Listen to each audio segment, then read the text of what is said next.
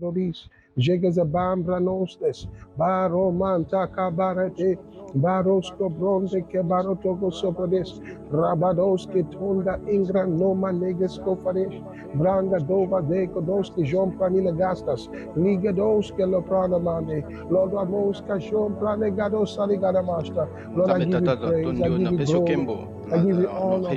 For there is none like thee unto thee, O God, be all the glory, unto thee be all the honor, unto thee be all the praise forever, O God. Lord, even as we look at your word, we pray that you breathe on the minds, breathe on everyone that is participating in this service and those who shall participate even hereafter. That your mighty presence will rest upon them. Yes, guiding their hearts into the truth. Open up their minds that they may understand and they may move. In the name of the Lord Jesus. Thank you for the utterance. Granted me at this time to speak your word without boldness. Thank you. Yes. To communicate the mysteries of Christ. In the name of the Lord Jesus. Thank you, Lord, for that privilege. I praise you. In Jesus' precious name. Amen. Praise God. Hallelujah. Glory to God. Welcome to part number 2 of Give No Place to the Devil. I believe you were very blessed with part number 1, but you know, if you didn't participate in part number 1, you can also find it on YouTube. You go to the website, you can find us, okay? So that you can just flow. But I think you can catch up even today. You know, we are looking at giving no place to the devil. And I began by saying that Satan likes you to think that things that he does are not done by him. See? Because that's what his name represents. He deceives people. That's what we said. And I want us to look at our opening text. This is from chapter number 4 of the book of Ephesians. Ephesians 4, verse number 27. Ephesians 4, verse number 27. It says, neither give place to the devil. Maybe we back up a little so you can get the whole flow here. It says, verse 25. Wherefore putting away lying. Now note this thing. Wherefore putting away lying, speak every man truth with his neighbor. Putting away lying. He's talking to Christians. They're putting away lying. Well, he said, every man to speak truth with his neighbor. For we are members one of another. That's the power of the body of Christ. We are members one of another. We are members one of another. And he goes on to tell us, be angry and sin. Be angry and sin. Let not the sun go down upon your wrath. Be angry and sin. Now, remember I began by telling you to put away lying. Okay? So let everybody speak truth to his neighbor. Then he comes on to say, be angry and sin. And that's a very strange line. To be able to be angry and sin. Don't take actions that you regret. That's where the sin comes from. Be angry and sin. Then he said, neither let the sun go down on your wrath. Neither give place to the devil. See?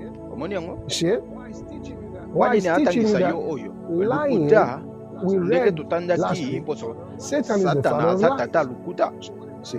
So when a man subscribes to lies, then he's playing Satan's book. He's playing Satan's role. Alors ayebisi ozalaka te parce que dans nzela kanda satana kota na mbomo ya bato alobi pesa ye prise te. Pesa ye prise te. The word Satan, I just want to bring this to your attention. Maloba oyo koloba satana. Satan means the accuser. The accuser. Where does he wapi accuse you? liboso Before nzambe God. biblia The eyebisi Bible biso tells us na in Revelation that apocalypse he ke ye accuses the saints night afundaka and day. basantu butu mpe moi He accuses you afundaka bino before liboso God. nzambe alors So, one, the moko azwa accuser, mofundi Satan also means azali mpe an adversaire adversary. to monguna An aza monguna adversary. Satan also means aza a oyo asalaka plotter. makopa I mean, these are very eza deadly bakombo names. pena mabe aza He's a moto ya plotter. makopa oyo asalaka makopa Then it mabe also alors means ezolimbola mpe the lisusu enemy ete of good. monguna ya bolamu The monguna ya enemy bolamu of good. aza The monguna enemy malamu of good. satana mpe Satan elingi also means oloba one who devises means ka for abengisaka opposition. bamoye na ye mpo One na who opposition devises means oyo for atiaka opposition. bamoye na esika And mpo na from that opposition Greek word okowuta na mo Satanas, grec tobengi satanas one who oyo devises means for asangisaka opposition. So when babokasi you na find nyonso mpo na opposition, kotelemela opposition means have been alors created bamoye so that there ekelami can be po ete opposition in a place, bisika moko someone did opposition it. ezala epa moto moko Someone asali did it. yango omoni And bato people may sikoyo know this thing. bayebaka te He akoki could do osala that mo in na a église church. akoki He could do osala that mo in an na organization. organisation He akoki can osala do mo that bisika anywhere. nyonso omoni See, aza he's an monguna enemy bolamu of good.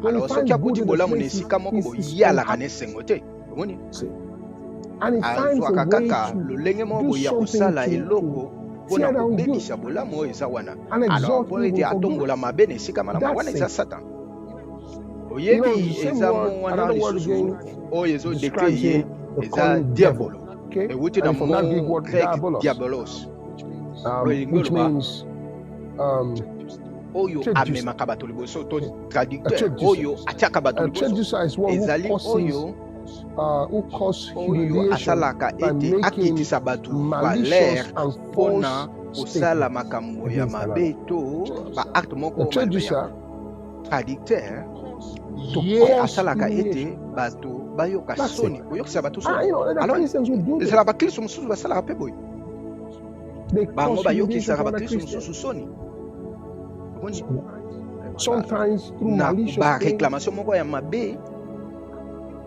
And omoni you know, eza it's kokamwa amazing ndenge how nini bato people baza na are in the nzambo ya house of nzambe God.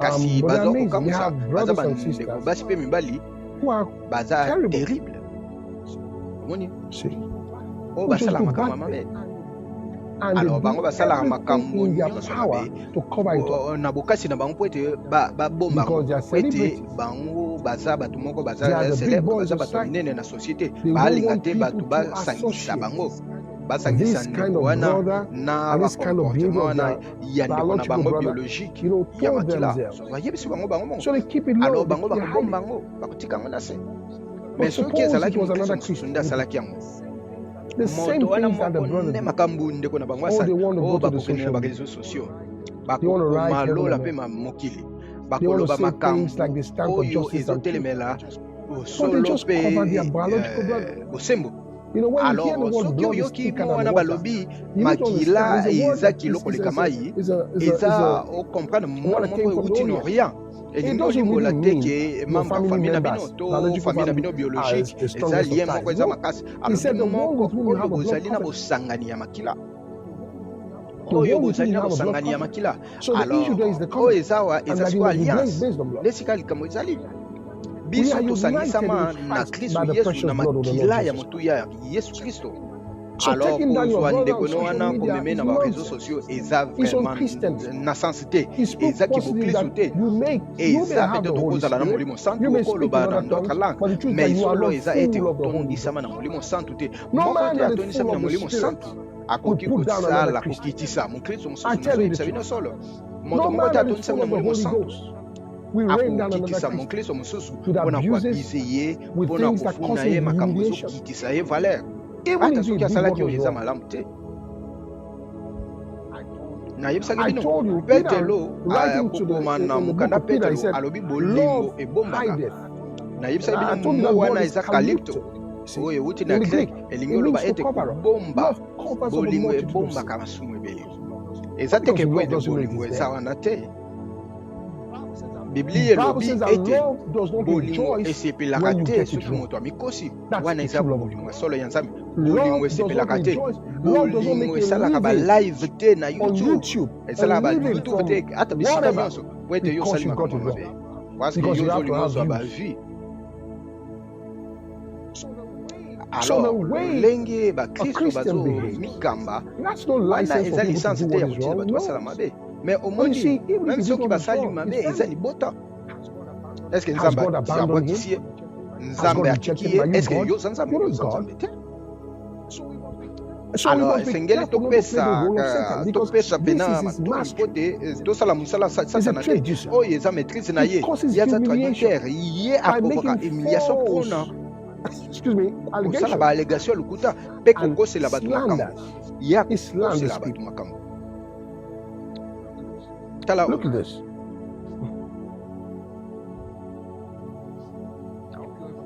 I hope you're able to get that. kozongo pena ndenge esengeli But na I want to show kolakisa you bino something very eloko mosusu important ya in the moto ya word. mingi nkembo na Praise nzambe. God.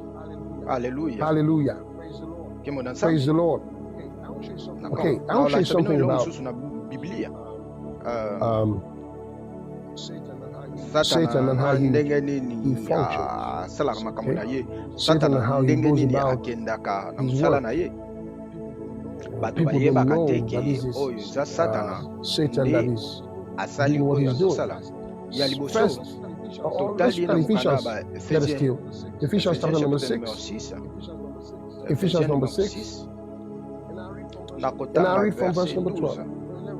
soit Or na 11 better 11 to eza start. malamu kobanda. To Alors put on the bikolata whole armor of bibundeli God, nyonso ya nzambe po ete that you may be able bozala to na makasi ya stand against kotelemela the wiles makambo ya of mabe ya the satana, devil. The wiles of the bakanda ya devil, satana, methodia. bametodia na ye That's the wana word in the noko Greek. uta na grec Dealing ezolinga with his oloba stratagem, bastratagème lolenge na ya kosala calling baart out na ye lokuta deceit, na ye kanda na craft, ye secret kanda ya of the diabolo devil. These are oyo ezali boyebi his eza marque order. de fabrique na ye lolenge na ye ya kosala We have to esengeli deal with tosilana it. nango. Biblia elobi Bible says we esengeli should put on tolata the whole libundeli armor of nyonso ya God that we nzambe po may ete be tozala able na to makoki ya stand kotelemela ye ye So how do you lolenge stand nini against the trick? otelemela manduki bakanda How do you stand lolenge against nini the trick? otelemela bakanda barise Look at this. tala oyo Then he alobi says, for po we ete wrestle not tobundaka against te flesh and blood, contre mosuni but to bakila against makasi principalities, contre against powers, baprincipauté contre against the bakonzi ya rulers of the mokili darkness ya of this molili world, against baoyo spiritual bamilimo wickedness ya in high kanda na places. bisika matali Wherefore likolo take sika unto bozwa you the bibundeli whole nyonso ya armor nzambe of God, po that you may be ete able to bokoka withstand in the kotelemela na evil day, mokolo ya and having mabe done all to stand. kotelemela Stand therefore having likolo your loins girt kotelema na with truth, bosolo and having the breastplate bosolo of righteousness, and bolata your avec feet ha shod oyo with the eza ya preparation of the justice mpe gospel of peace. bolata Above all, bundeli ya makila taking the bozwa shield of faith, wherewith shall be able bouclier to kondima quench oyo all bokozala na the makoki fiery ya darts koboma of moto wicked nyonso missiles. ya misala mabe bamisile misile Satanic sataniki ya satana And when these ntango missiles misile oyo ye come, bato people call bakobenga them yango na different bakombo names. ebelebele wana I just feel some yango nde things. ezoyokana I just feel a bato sharp oyo pain in my nayoki head. mpasi moko See, he doesn't know that that's a missile. ezoyeba te ke eza The missile has come. misile ye wana eza That's a misile missile. ntango mosusu Sometimes he comes to eyaki people, pa bato takes over the bakei na chaîne television ya station. télévision See, when Satan comes to a mosatana place, ayaka na bisika the eloko ya first thing he liboso wants to do alinga is to take over the kosalaka eza language of the people. kozwa maloba ya bato alors So they start bakobanda using some outilize kinds of bamaloba words moko boye and excusing those words. oexcuse na For maloba na bango example, balobi par exemple they alobi say bakoloba things like, eloko "Oh, I'm naza na afraid kobanga I'm ke not able to namona see yo you lelo today." te And bazokanisa ke they think you are bazoloba speaking nice monoko ya language, malamu nice baloba English, lingala like malamu something that is for the high lokola o class of the classe moko society. supérieure ya société No, there's eza not a high classe class supérieure about ya that. société te You could okokaki have kaka said, koloba I will not be nakozala able to see nakoki you amona today. I lelo don't te have to say I'm okoloba afraid. te ke nazobanga ke See, namona te omoni you shall have okozwa whatever you oyo say. okoloba But mais beyond that, koleka he's trying yango to create a force azokela field around bokasi you. moko boye So he mpanzi na brings yo such words mpe to azomema you. ngo na makanisi na So yo as you repeat them, lolenge yo then he kobandela creates yango that force field akeli bokasi around moko your life. bompanzi na And bomoi that na yo begins to attract alors wana fear ebandi obenga and everything that kobanga goes with fear. alors wana biloko See, nyonso ekina I'll na read kobanga something very omoni powerful to you nakotangela bino eloko mosusu in nguya Hebrews makasi na chapter Hébreu number 2. chapitre numéro 2 Hebrews chapter Hébreu number 2. chapitre numéro Now 2 begin to read from verse number nakobanda 11. otanga na verset 11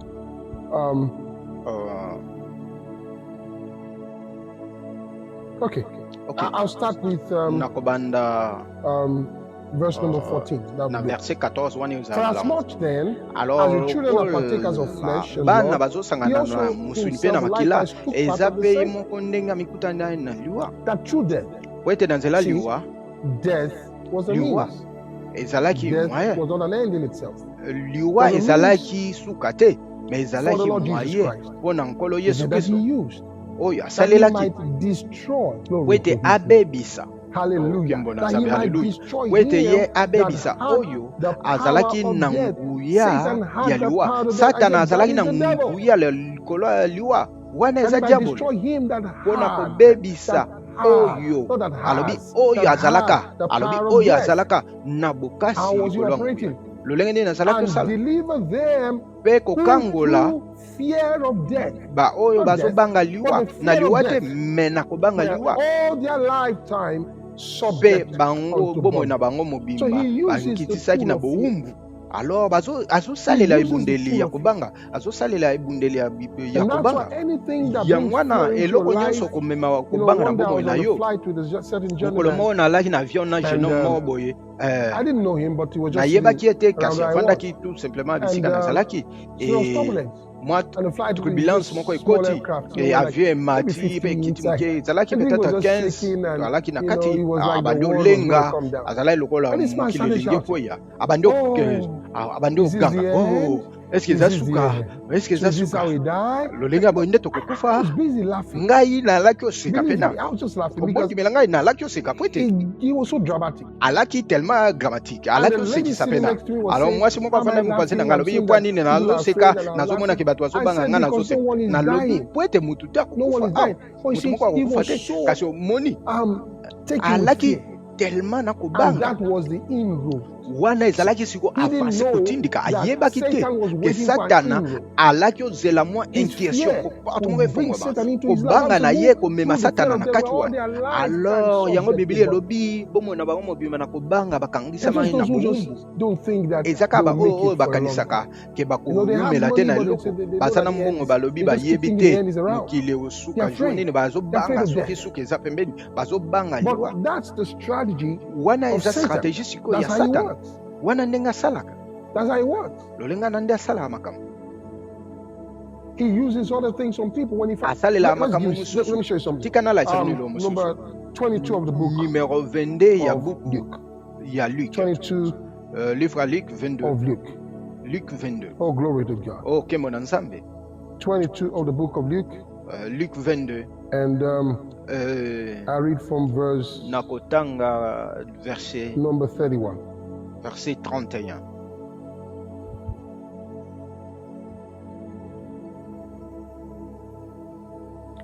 22 of the book of Luke. 22 ya livre ya Luc. Okay, let's do Okay. verse number 3. tika tosala That's, verset then you just go so far. wana eza na But kebe this na is- makasi oyo ezali This sikoyo is verse number 3 of the book verset of 3 Luke. ya livre ya Luc 22. chapitre 22 So he says in verse number 3, alobi na verset 3 here it is. yoka oyo Then Pe entered nasuka, Satan satana into akotaki Judas, na kati ya son named juda Iscariot, being the oyo number, akomama being of Iscariot the number of the 12. oyo alaki He moko ya 12 ye akotaki He entered.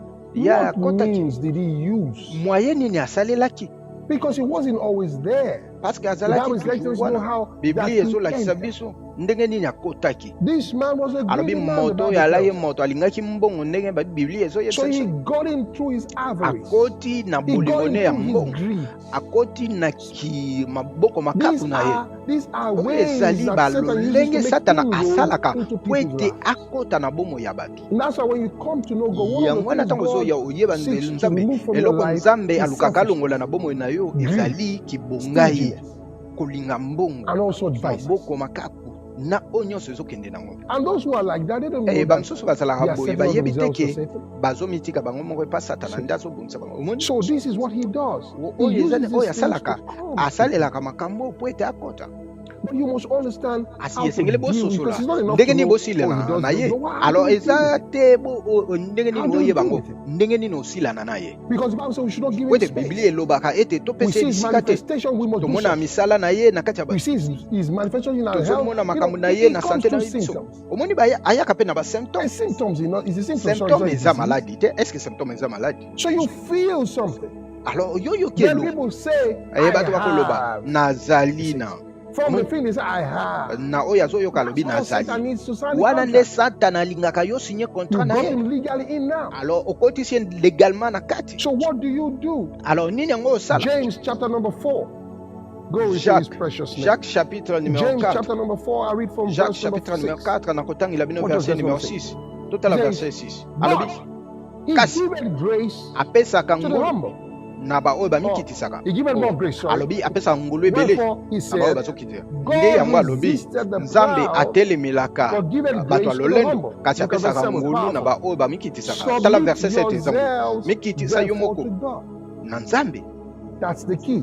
wana nde That's the fungola key. wana nde fungola Submit yourselves mikitisa yo therefore moko to oyo epa God. nzambe Resist the telemela devil and he diabolo will flee from akokima you. mosika na yo Resist the telemela devil. diabolo Resist the telemela devil diabolo and he shall flee from you. akokima mosika na yo Resist the devil. Telemela Withstand the diabolo. devil. telemela ye Rise against the devil and he will telema flee from you. na kanza nyonso liboso diabolo So when he akokima comes mosika na yo against your body ntango aye with that contre symptom, nzoto na yo na you say symptôme in the wana name of the olobi na Lord kombo ya Jesus, nkolo Satan, yesu I rebuke you. You have no satana space in my body. nabengani yo My oza na body is the esika te na temple nzoto of na the nga Holy Spirit. nzoto na nga eza And you temple shall ya have no molimo place santu here. yo In oza the na name of esika the awa Lord te na Jesus kombo ya Christ. nkolo I yesu refuse kristo to entertain fear. Fear naboyi is not a kotika power. yo I kota don't awa fear. kobanga Glory to nazobanga God. te The na kombo ya spirit of nkolo yesu love, the spirit of a sound molimo ya mind nzambe is what I have, molimo and I ya don't have bosantu fear eza in na my life. ngai Say, naza you na are kobanga te na bomoi na resisting the ngai devil. yo ozotelemela diabolo But to sit there kasi kofanda wana and enjoy his thoughts, kotika makanisi na ekotela yo it changes your mood. asachange I don't get people, they say they got mood swings. bamosusu And they balobaka oyo explain balaka na it. They say baso they have dimer mood swings. so dimer balobaka baza na baso dimer Not with God. ezali bongo te na nzambe When you have the Holy Ghost, is ntango joy oza na all the way. molimo santu Even in the midst of trouble, esengo ezalaka it's ntango joy all the nyonso way. ata na mitungisi Resist esengo the ezali devil. telemela diabolo Resist the devil. Your Telemela body diabolo. is the temple of the nzoto Holy na Spirit. yo ezali tempelo ya It molimo comes through santu words. ayaka na nzela It maloba comes through words. ayaka na nzela Look maloba at this. tala oyo Chapter number 16 of the book of chapitre Matthew. numéro 16 ya buku ya Matthew matayo number 16. matayo chapitre Matthew chapter number 16. zomi na motoba And I'm going to matayo read from 16 verse na kotangela bino verset 22. verset 22 Then Peter took him petelo to azwi ye Jesus. azwi nani yesu And now sikoyo, listen. oyo A moment ago, ngonga moko Peter ekuta just ole declared Jesus, petelo atatolaki eri yesu lokola kristo of which Jesus confessed ya oyo yesu that andimaki yango was ke by revelation wana from the ezalaki Father. na emoniseli oyo eutaki epa tata The next minute, me ngonga oyo elandi Peter is nsima giving himself to petelo Satan to sikoyo speak to. amitiki sikoyo na satana How mpo aloba amazing. na nzela na ye How boni amazing. kokamwisa boni ndenge ezokamwisa Just from one kaka tongue, kouta na lolemo moko everything changes.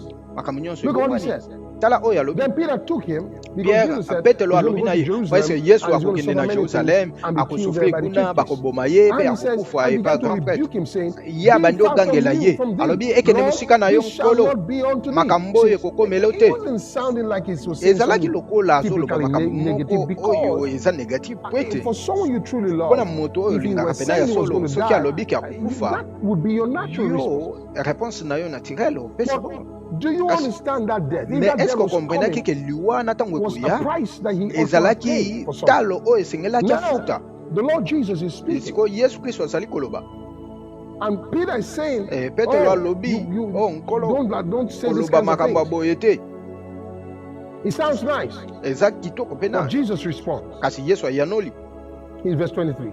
na verset But he 23 turned mpe and said abaluki unto alobi Peter, na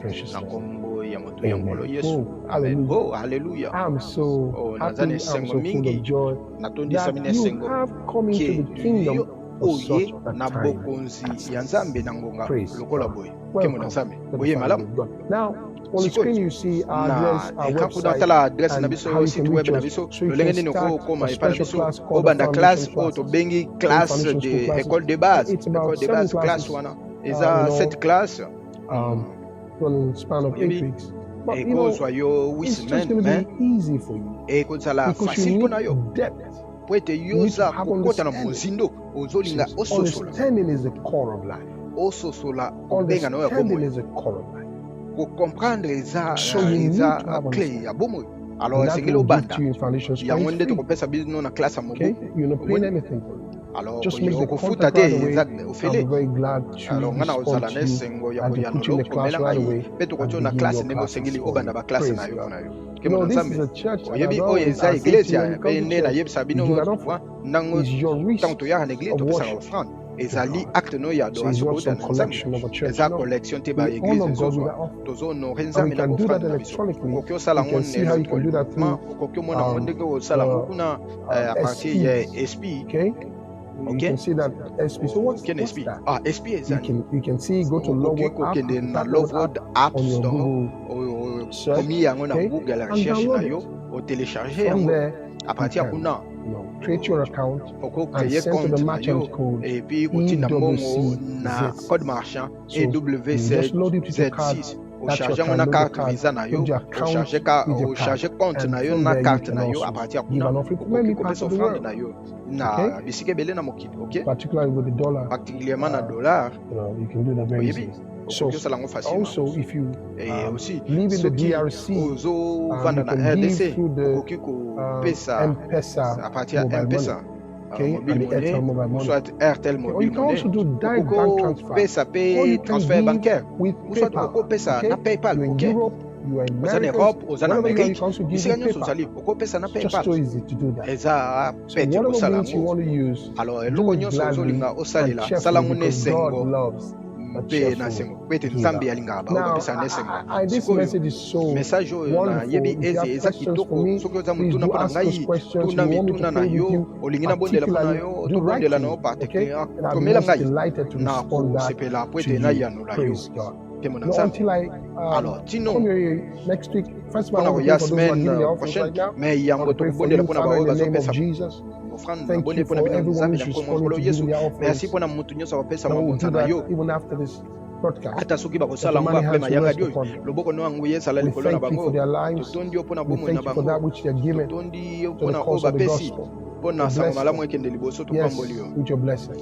na In the name mapamboli of na the yo Lord Jesus. na nkombo ya nkolo yesu Thank you, Lord. matondo We nkolo invoke the power of God into the offering. tobengisi We nguya declare that it multiply and ya increase to nzambe the na work of the bofrande ministry. oyo For ezala na you've said makoki in the word that mpona ministère he that lokola olobi na gives maloba shall na be yo given oyo unto azopesa good measure, ekopesamela pressed ye down, shaken together, ebeli running over, shall men ebele give koleka into his etondi oyo bosom. So balingisa let it be for everyone who is given ekokomela to ye us. mpe bato In bakopesa the na ye mighty tika name ekomela bango na of Jesus nkombo ya Christ. nguya ya yesu Now I kristo look forward to see you next alors week. naozela nakutana na bino Amen. semaine prochaine amen God bless you. nzambe We apambola bino appreciate you. And we tosepeli na bino always mingi love to know that you're there. toza na esengo ya Drop koyeba a line. ete Say something to us. bozokomela biso eloko Okay? moko ok Surely goodness boye and mercy bolamu mpe ngolu follow you elanda yo all the days of your mikolo life. nyonso ya You bomoi na shall yo dwell in the house of the yo Lord kobika na ndako ya nzambe evermore. mpo na In libela Jesus' name. na nkombo ya nkolo Amen. yesu See you amen again. God bless you. tokutani lisusu nzambe apambola bino